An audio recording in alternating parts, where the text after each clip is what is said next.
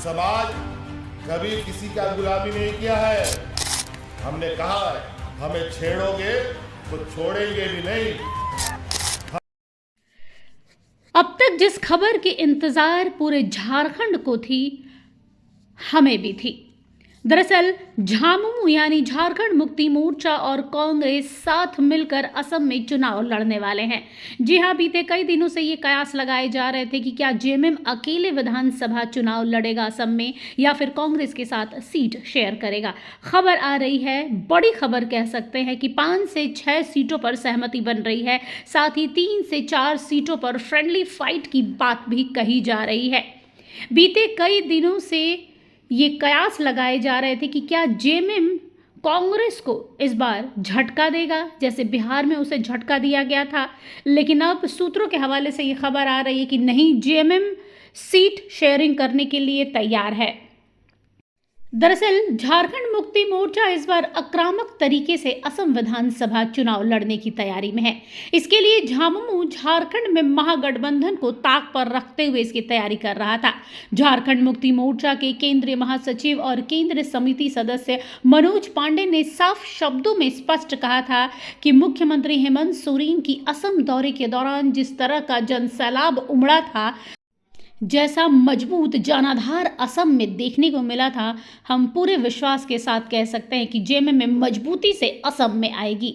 झामुमो नेता मनोज पांडे ने कहा था कि झारखंड में महागठबंधन के सहयोगी दल कांग्रेस के साथ बातचीत अंतिम दौर में है। अब देखना है कि कांग्रेस समझौता करने को तैयार है कि नहीं।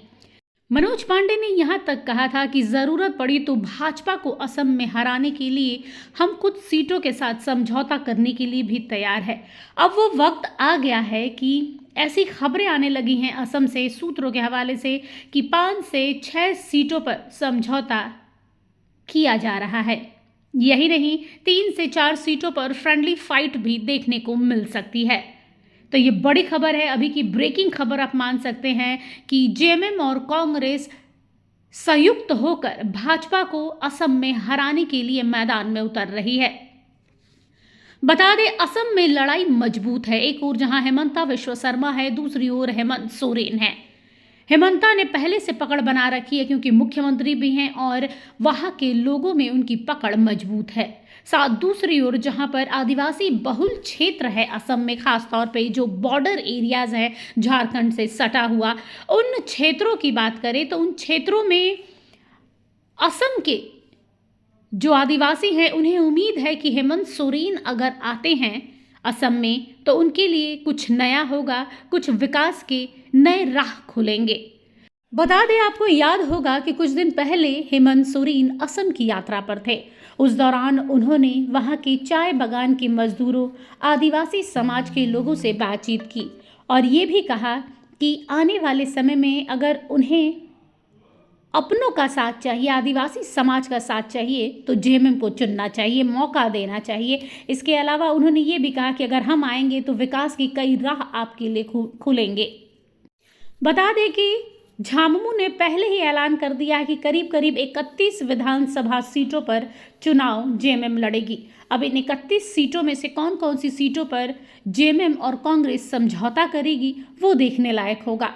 हालांकि सूत्रों के हवाले से बड़ी खबर आ रही है कि 5 से 6 सीट पर सहमति बन गई है जेएमएम और कांग्रेस के बीच।